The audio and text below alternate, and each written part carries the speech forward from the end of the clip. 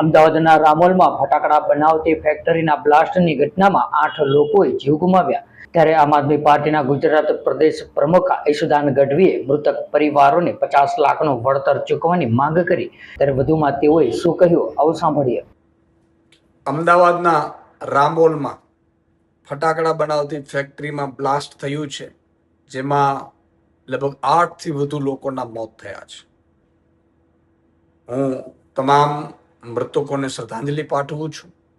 ભગવાન એમના આત્માને શાંતિ અર્પે. સાથે સાથે સરકારને વિનંતી કરું છું કે જે મૃતકો છે એમના પરિવારને 50 લાખ વળતર આપવામાં આવે.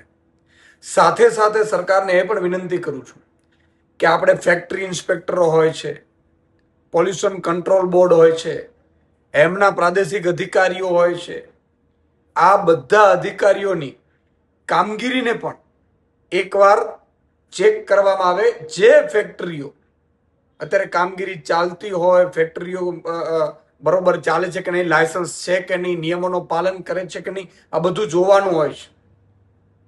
આજે આ જે જિંદગી હોમાઈ છે એ પાછી નથી મળવાની, પરંતુ બીજી વાર આવી ઘટના ગુજરાતમાં ન બને. ગુજરાતમાં આપણો કોઈ પણ ભાઈ, મજૂર, શ્રમિક, નોકરિયાત એ મૃત્યુ ન પામે બેદરકારીના કારણે, એ જોવાની ફરજ પણ સરકારની છે. સરકાર આમાં ઊંડાણપૂર્વક તપાસ કરે અને જવાબદારો સામે કડકમાં કડક પગલાં લે. એ અધિકારીઓ પણ જે ત્યાં મૂકેલા હોય છે એમની સામે પણ કડકમાં કડક પગલાં લે, એવી હું સરકારશ્રીને વિનંતી કરું છું.